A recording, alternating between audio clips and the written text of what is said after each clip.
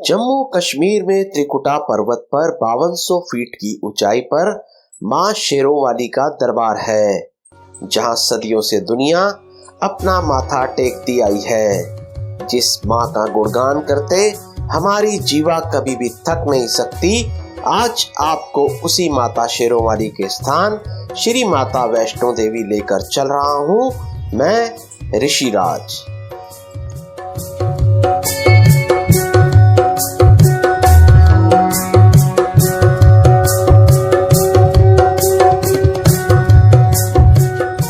ये यात्रा हमने दिसंबर 2020 में संपन्न की है, इसीलिए इस वीडियो में मैं आपको तमाम प्रोटोकॉल्स के बारे में भी बताऊंगा जो कोरोना के इस समय में आपको इस यात्रा के दौरान फॉलो करने हैं। अतः आप इस वीडियो को अंत तक अवश्य देखें। इसके अलावा हम आपको माता के दरबार को जाने वाले सभी रास्ते और जाने के सभी विकल्पों से भी परिचित करवाएंगे, ताकि आपको यात्रा के दौरान किसी भी प्रकार की कोई असुविधा ना हो। तो चलिए माँ के दरबार की ओर निकल पड़ते हैं माँ के जयकारे के साथ। जय माता दी। जम्मू कश्मीर के रियासी जिले में त्रिकुटा पर्वत पर सजा है माँ का सुंदर दरबार। प्राकृतिक रूप से निर्मित इस गुफा में माँ वैष्णो 3 पिंडियों के रूप में विराजी हुई है।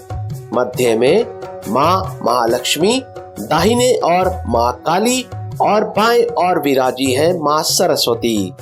इन तीनों पिंडियों का रंग व आकार अलग अलग है।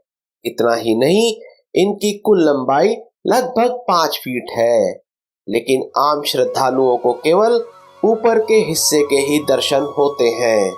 इस पवित्र स्थल की खोज माँ के अनन्य भक्त श्रीधर जी ने लगभग 700 वर्ष पूर्व की थी। आज भी इस मंदिर में मुख्य पूजा और आरती की जिम्मेदारी उनके परिवार वालों की ही है। सदियों से चली आ रही परंपराओं का आज भी उतनी ही श्रद्धा और आस्था से पालन किया जा रहा है। यात्रियों की संख्या भी दिन प्रतिदिन बढ़ती ही जा रही है। हर वर्ष यहाँ करीब 90 लाख श्रद्धालु आते हैं। अप्रैल से जून और नवरात्रों में विशेषकर यहाँ सबसे ज्यादा भीड़ रहती है।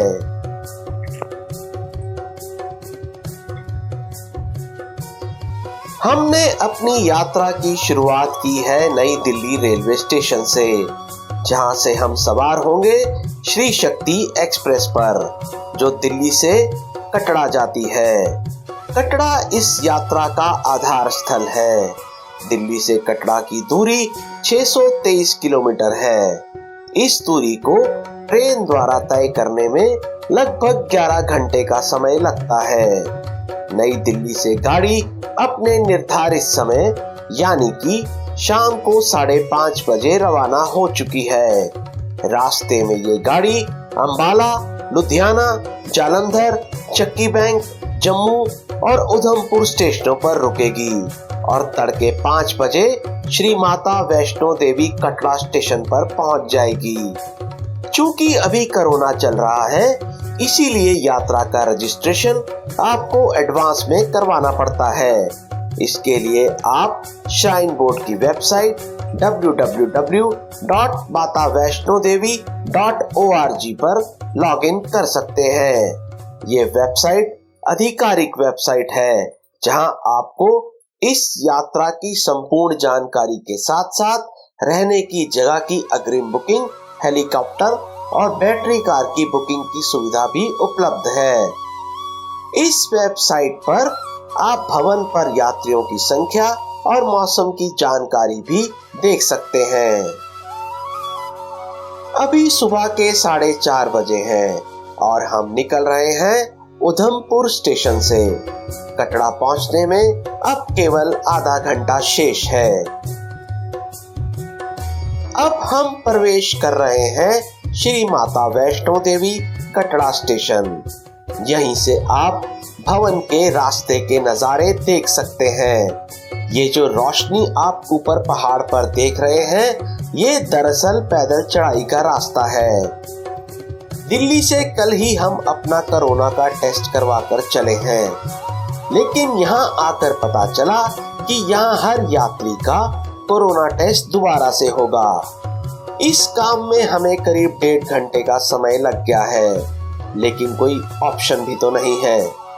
केवल एक बात संतोष प्रदान करने वाली है, वो ये कि हम सभी जन नेगेटिव आए हैं, यानी कि यात्रा में अब कोई बाधा नहीं आने वाली। एक बात मैं आपको बता दूं कि श्राइन बोर्ड द्वारा यात्रा पर्ची रजिस्ट्रेशन काउंटर भी कटरा स्टेशन पर ही उपलब्ध है। आपको कहीं जाने की जरूरत नहीं, गाड़ी से उतरिए, पर्ची लीजिए और हो गया यात्रा का श्री गणेश। लेकिन ये नॉर्मल टाइम की बात है। जैसे मैंने आपको बताया कि अभी कोरोना चल रहा है, अगर आप इस पीरियड में आते हैं तो आपको यात्रा का रजिस्ट्रेशन एडवांस में कराना ही पड़ेगा। तो एक बार फिर बोलिए जय माता दी। तैयार होकर हम तुरंत ही हेलीपैड पर पहुंच गए। आपकी जानकारी के लिए कटरा से सांझी छत तक जाने के लिए 2 हेलीकॉप्टर कंपनियां अपनी सेवाएं देती हैं, हिमालयन और ग्लोबल वेक्ट्रा। इस उड़ान का समय केवल 3 से 4 मिनट का ही है। मानो पलक झपकते ही आप कटरा से सांझी छत पहुंच जाते हैं। सांझी छत से भवन की दूरी मात्र 3 किलोमीटर है, जिसे आसानी से 45 मिनट के आसपास पूरा किया जा सकता है। कटरा हेलीपैड पर चाय पानी के लिए रिफ्रेशमेंट काउंटर भी है।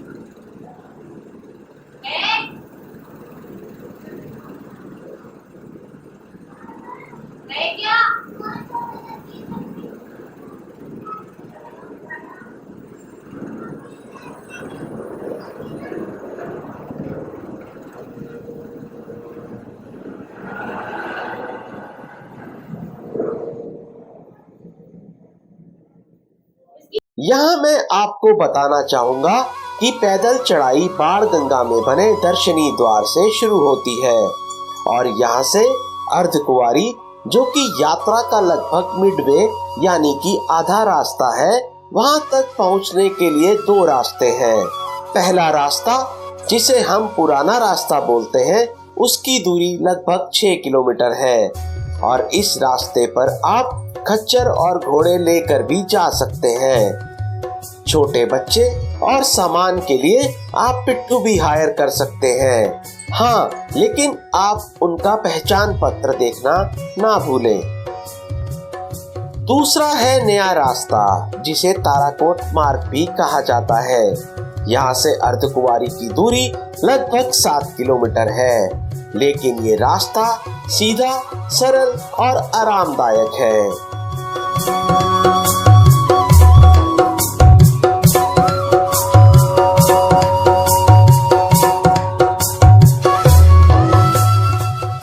जी हाँ, इस रास्ते पर आपको श्राइन बोर्ड की ओर से लंगर की सुविधा भी मिलती है।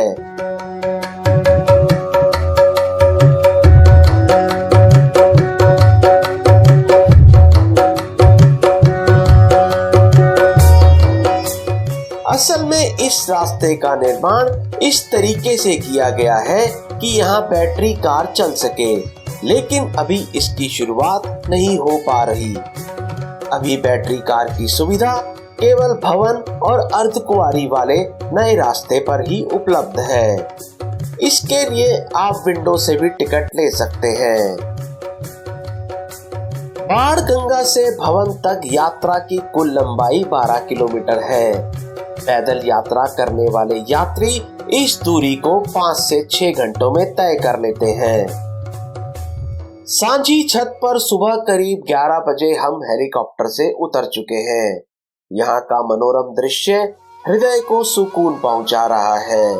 दूर हिमालय के पहाड़ों पर जमी बर्फ ठंड होने का एहसास करवाती है और अब हम बढ़ रहे हैं माता के दरबार की ओर, जिसे भवन भी कहा जाता है। रास्ते में आपको ऐसी कई सारी दुकानें मिलती हैं जहां 24 घंटे चाय, कॉफी, जूस, पानी की बोतल, चिप्स आदि उपलब्ध रहता है।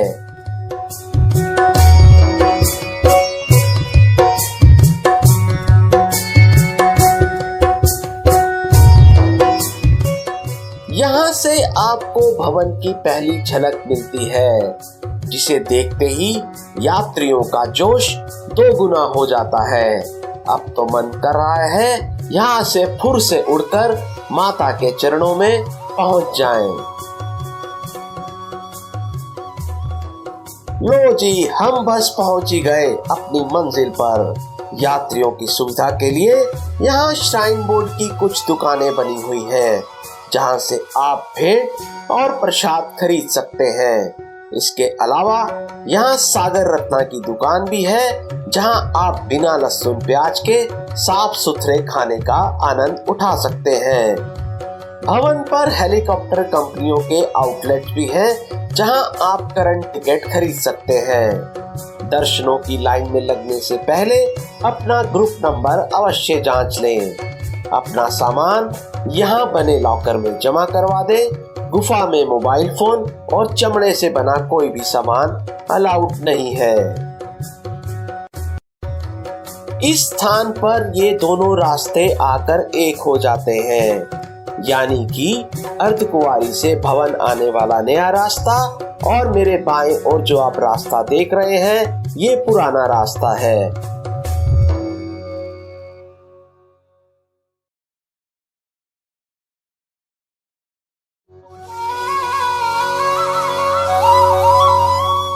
इस स्थान से भवन की दूरी मात्र 200 मीटर है। बात अगर दरबार की हो तो जम्मू कश्मीर के पूर्व गवर्नर श्री जगमोहन का जिक्र करना जरूरी हो जाता है। आज आप जो भी सुविधाएं यहाँ देख रहे हैं, उसमें उनका बहुत बड़ा योगदान है।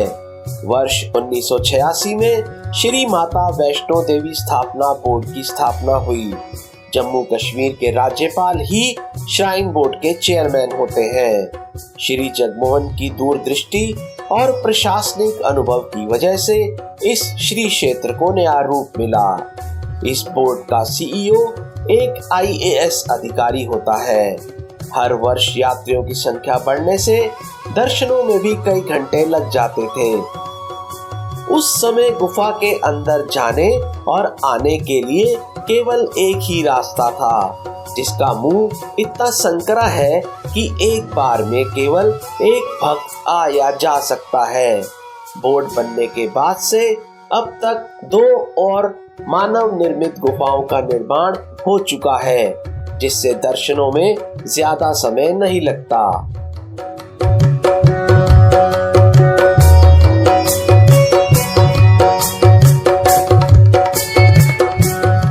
जनवरी और फरवरी मास में बर्फबारी और भीषण ठंड की वजह से यात्रियों की संख्या बहुत लिमिटेड रह जाती है और इसी दौरान प्राकृतिक गुफा श्रद्धालुओं के लिए खोल दी जाती है। अगर आपके मन में भी प्राकृतिक गुफा से दर्शन करने की आस है, तो आप जनवरी में यहाँ पधार कर अपनी इच्छा पूर्ण कर सकते हैं। भवन पर बर्फबारी अक्सर दिसंबर के आखिर में शुरू हो जाती है। भवन पर रात्रि विश्राम के लिए कमरे और डॉर्मेट्री की सुविधा भी उपलब्ध है, जिनकी ऑनलाइन बुकिंग की जा सकती है। अगर आपको बुकिंग नहीं भी मिली तो भी निराश होने की आवश्यकता नहीं है, क्योंकि यहाँ सिक्योरिटी जमा करवाकर आप कंबल भी ले सकते हैं और प्रांगण में कहीं भी रात्रि विश्राम कर सकते हैं। ये है SDM यानी कि सब डिविजनल मजिस्ट्रेट का दफ्तर। अगर आपने अटका दर्शन आरती की बुकिंग करवा रखी है, तो आपको यहाँ से ग्रुप नंबर अलॉट किया जाता है।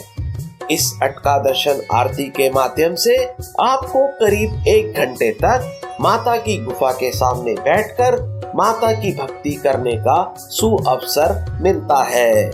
इसकी बुकिंग सुविधा भी श्राइन बोर्ड की वेबसाइट पर ऑनलाइन उपलब्ध है। दरबार के प्रांगण में कुछ अन्य मंदिर भी हैं, जैसे कि हनुमान जी का, श्री राम जी का और शिव गुफा।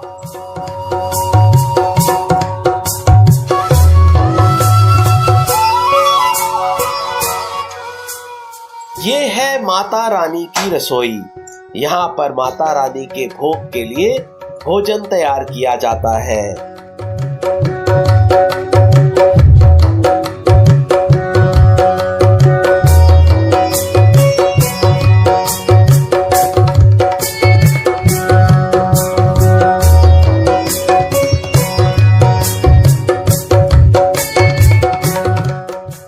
माता के दर्शनों के बाद आइए आपको लेकर चलते हैं रोपवे द्वारा भैरव बाबा के दर्शनों को।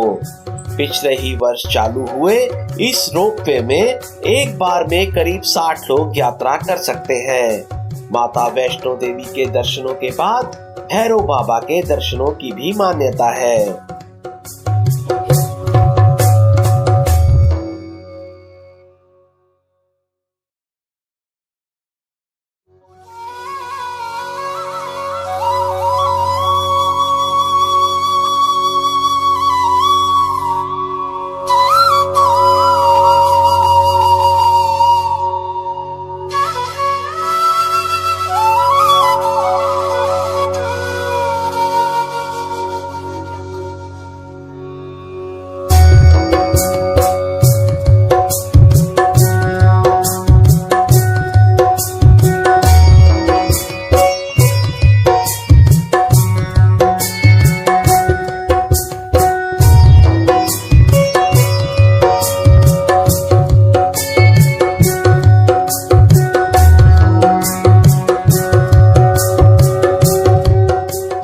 दर्शनों के पश्चात आप यहाँ से सांची छत, हाथी मत्था और अर्धकुंवारी होते हुए पुराने रास्ते से उतराई कर सकते हैं या रोपवे द्वारा भवन पर आकर बैटरी कार लेकर अर्धकुंवारी तक पहुँच सकते हैं।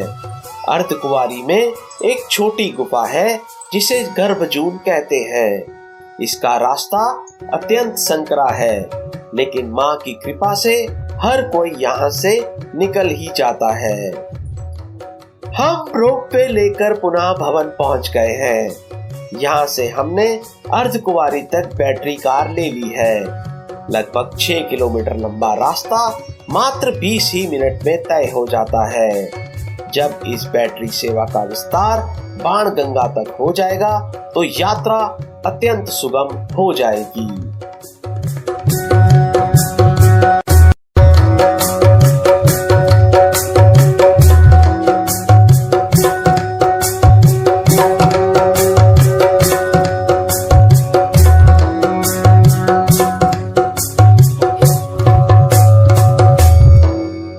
अर्धकुंवारी और बाणगंगा के मध्य में ये है चरण पादुका का मंदिर, जहां माता के चरणों के निशान मिलते हैं।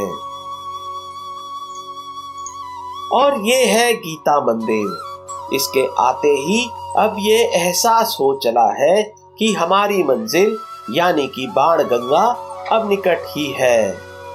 यहाँ की सुंदर मूर्तियां मन को मोह लेती हैं।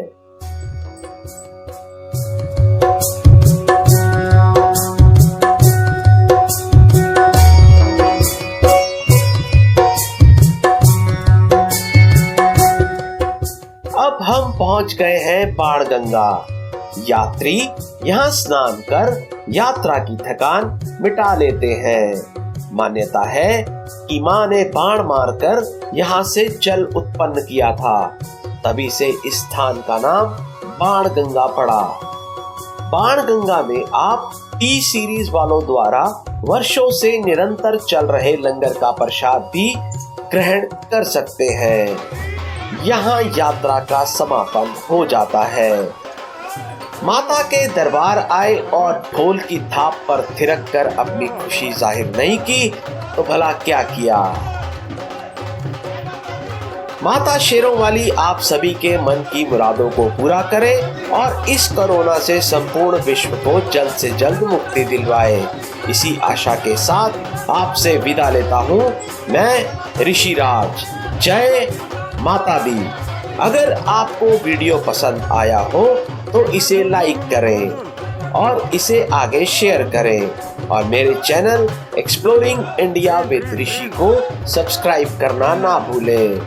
अगर इस वीडियो के माध्यम से आपकी यात्रा जरा भी सुगम हुई हो तो नीचे कमेंट में जय माता दी अवश्य लिखें।